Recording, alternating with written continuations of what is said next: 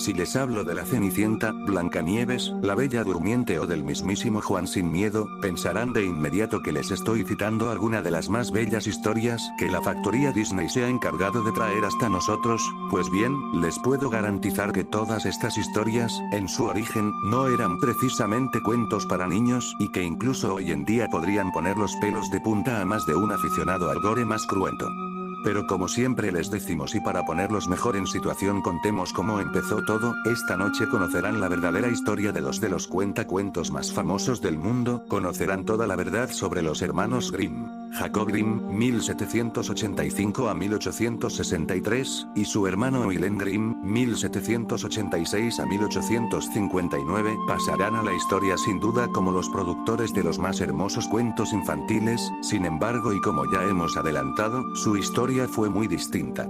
Debemos decir antes de nada que estos dos célebres hermanos no solo fueron conocidos por dichas narraciones infantiles, sino que incluso llegaron a ser considerados como los fundadores de la filología alemana. Obras como su diccionario alemán, leyendas alemanas, gramática alemana o la mitología alemana, les sirvieron para merecerse también esa otra importante mención. A los 20 años de edad, Jacob trabajaba ya como bibliotecario y Wilhelm como secretario de la biblioteca. Antes de llegar a los 30 años, habían logrado ya sobresalir gracias a sus publicaciones. Ambos fueron profesores universitarios en algunas de las más reconocidas universidades de su época, Kassel, Gotinga, y a los dos les expulsaron por sus airadas protestas contra el rey Ernesto Augusto I de Hannover, lo que les conllevó algún que otro disgusto, aunque por suerte solo un año más tarde Federico Guillermo IV de Prusia les invitó a participar como profesores en la no menos prestigiosa Universidad de Humboldt, recuperando así el prestigio dañado. Jacob incluso llegó a ejercer como parlamentario en Frankfurt tras la Revolución de 1848. Tras un vistazo rápido por sus biografías, podrían observar que en contra de lo que se ha dicho estos dos hermanos no se dedicaron tan solo a recopilar viejas historias, la docencia, la investigación lingüística e incluso el desarrollo de teorías sobre el origen divino del lenguaje les hicieron ser dos de los personajes más relevantes de su época. Es más, su obra de Deutsches Wörterbuch es un impresionante diccionario en 33 tomos con etimologías y ejemplos de uso del léxico alemán, que no fue concluido hasta 1960, lo que les puede dar una idea de su importancia. Pero pasemos ya a repasar el verdadero origen de los cuentos infantiles que tan populares los hicieron. Todo comenzó en 1803, cuando los hermanos Grimm conocieron en la universidad a los románticos Clemens Brentano y Achim von Arnim, quienes despertaron en ellos el interés por los cuentos tradicionales. Jacob y Wilhelm empezaron entonces a recopilar y elaborar los cuentos de la tradición oral alemana en el entorno burgués de Kassel marcados. Eso sí, por el carácter de los hugonotes, protestantes franceses de doctrina calvinista, se dice incluso que fue una mujer seguidora de dicha corriente de pensamiento, la que les facilitó buena parte de las historias que recopilaron en lo que sería uno de sus primeros éxitos editoriales, el Cuentos de hadas de los hermanos Grimm. Su primer libro, Cuentos para la infancia y el hogar, fue publicado en 2 volúmenes a principios del siglo XIX, siendo censurado y reeditado varias veces hasta suavizar su contenido para adaptarlo hacia un público infantil. Finalmente, las versiones descafeinadas de sus historias terminaron desplazando a los cuentos originales, que continuaban vivos sin embargo en la tradición oral. Como decimos y para contentar al público burgués al que destinaban sus escritos, hicieron siempre significativos cambios en sus relatos. Por ejemplo, la madre de Hansel y Gretel se convirtió en una madrastra. En el siglo XIX no podían aceptarse estas madres despiadadas, que no coincidían con la imagen de la madre de la época, de modo que se hizo necesario sustituirlas por madrastras. Hay que tener en cuenta, que en la época medieval en la que se basaban estas leyendas de tradición oral, la escasez constante de comida hizo que los seres humanos mostrasen con frecuencia su lado más monstruoso, recurriendo en algunos casos incluso al infanticidio de sus propios hijos o a la antropofagia en otros. La comida era una constante preocupación en este cuento. La madre intentaba matar a sus hijos para evitar el hambre de ella y de su marido, una buena causa, y la bruja construyó su casa de alimentos para atraer a los niños en pos de su dieta, algo mucho más malvado sin duda. En definitiva, como veis, un cúmulo de buenos propósitos para los desdichados infantes.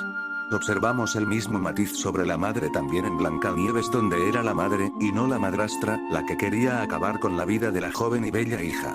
En este caso, sin embargo, la rivalidad no se generaba por competir por los alimentos, sino que era de tipo sexual. Tampoco el contenido sexual era precisamente sutil.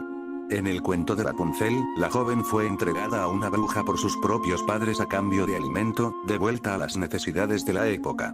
La bruja la mantuvo encerrada en una torre, totalmente aislada, hasta que un príncipe la oyó cantar y comenzó a visitarla todas las noches, escalando la torre gracias a la larga trenza de la muchacha. El resultado de esas visitas será que Rapunzel se quedó embarazada de gemelos. A mediados del siglo XIX, especialmente en Norteamérica, los libros de los hermanos Grimm fueron muy criticados y rechazados por prácticamente todo el sector intelectual, maestros, padres y religiosos, que condenaron, por ejemplo, la violencia de muchos pasajes y la dureza de los castigos impuestos a los villanos, se negaban en rotundo a la publicación y mucho menos a la difusión de obras que daban tan mal ejemplo. Así, por ejemplo, en el cuento de Blancanieves, se podía leer como a la madrastra le calzaron unas zapatillas de hierro ardiente al rojo vivo y fue obligada a bailar con ellas hasta caer muerta. Escena por cierto descrita con todo lujo de detalles. Siguiendo esa misma tónica, podemos ver también como una de las hermanastras de la Cenicienta, tratando de que sus pies entrasen en el famoso zapatito de cristal decide, ni corta ni perezosa, amputarse un dedo empleando cierto artilugio de costura, pero, imaginaos aquí los detalles de la escena, un pájaro mágico le advierte al príncipe que se fije en la sangre que estaba goteando del zapato. La otra hermanastra, para no ser menos, decide cortarse entonces el talón, pero otra vez el pájaro advierte del intento de engaño al príncipe encantador. Con tanto pájaro de por medio, el castigo de las hermanastras también fue especialmente cruel, pues sus ojos fueron arrancados por unos enormes cuervos con bastante apetito por cierto. En Los 12 hermanos, la malvada madre del rey es condenada por este a morir metida en una tinaja llena de aceite hirviendo y serpientes venenosas. Insistimos aquí en el tema del cúmulo de detalles que los Grimm empleaban en sus historias y que tan populares les hicieron para que puedan imaginar el impacto que en una persona de aquella época podía causar algo así. En La niña sin manos, un molinero hace un trato con el diablo para conseguir salir de la pobreza. A cambio, deberá cortar las manos a su hija. Como, además, el diablo le amenaza con llevárselo al infierno, el molinero termina obedeciendo y mutilando a la niña. Y uno de los cuentos más espeluznantes es, sin duda, El hueso cantarín. La historia tiene como protagonistas a dos hermanos que compiten por matar a un jabalí que atemoriza al reino. La recompensa, como no podía ser de otro modo, es obtener la mano de la princesa. El hermano menor lo consigue, pero su hermano lo emborracha, lo asesina y lo arroja por un puente para casarse con la princesa haciendo desaparecer el cadáver de su propio hermano. Transcurrido algún tiempo un pastor, encuentra un hueso perteneciente al hermano asesinado y decide hacerse una flauta con él. ¿Cuál es la sorpresa del pastor cuando escucha atónito cómo el sonido que sale de su nuevo instrumento denuncia el asesinato del joven? El rey escucha entonces la canción y condena a muerte al malvado hermano, metiéndolo en una bolsa y enterrándolo vivo. Cuando los hermanos Grimm se convencieron finalmente de que sus libros debían destinarse esencialmente al público infantil, fueron progresivamente suavizando el contenido de sus historias. Y es que, evidentemente, algunos de estos relatos eran de todo menos recomendables para leérselos a los niños antes de que se fueran a dormir. De ese modo y por fortuna hoy tenemos la posibilidad de acostar a nuestros hijos leyéndoles estas maravillosas historias. Ya para concluir este expediente y a modo de dato añadido, diremos también que como grandes aficionados a la cultura local y las leyendas de su país, los Grimm se interesaron también, como no, por la temática oculta. Esta es por ejemplo una de sus más conocidas leyendas en ese ámbito, las bestias del Señor y las del Diablo.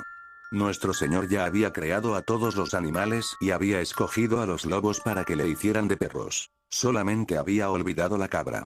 Entonces intervino el diablo, que también quería crear algo, e hizo las cabras con colas largas y finas. Cuando iban a pastar, las colas se enganchaban en los matorrales y, entonces, el diablo tenía que ir y desenredarlas, lo cual comportaba muchas dificultades. Al final se irritó, agarró a las cabras una por una y de un mordisco les fue arrancando la cola. Por eso hoy en día las cabras tienen las colas truncadas. A partir de aquel momento las dejó pastar solas, pero nuestro Señor las vio roer un árbol frutal y dañar las vides, rompían todas las plantas delicadas. Por pura misericordia azuzó a sus lobos, que no tardaron en despedazar a las cabras que pastaban por allí. Cuando el diablo se enteró, se presentó al Señor y le dijo: tus criaturas han despedazado a las mías. El Señor respondió: las habías creado por el mal. Y dijo el diablo, es lógico, puesto que mi espíritu tiende al mal, lo que he creado no podía tener otra naturaleza. Y tú lo vas a pagar caro. Y el Señor respondió, te lo pagaré cuando caigan las hojas de las encinas, ven entonces y tendrás tu pago. Cuando las hojas de las encinas hubieron caído, el diablo fue a exigir lo suyo, pero el Señor le dijo, en la iglesia de Constantinopla hay una encina que todavía tiene todas las hojas. Enfurecido y blasfemando, el diablo corrió a buscar esa encina, vagó 6 meses por el desierto antes de encontrarla, y cuando regresó las demás encinas volvían a tener ya todas sus hojas verdes. Entonces tuvo que renunciar a su pago y con rabia sacó los ojos a las cabras que habían sobrevivido y les puso los suyos. Por eso todas las cabras tienen ojos de diablo y las colas truncadas, y al diablo le gusta adoptar su aspecto. Como pueden ver, todo un ejemplo de fábula ideal para leer a unos pobres chiquillos que quieran disfrutar de un tranquilo y merecido descanso. Como siempre decimos, amigos, las cosas no siempre son lo que parece y en múltiples ocasiones hay que arañar un poco para encontrar el verdadero origen de lo que nos cuentan. Feliz semana de mayo. Y dulces sueños,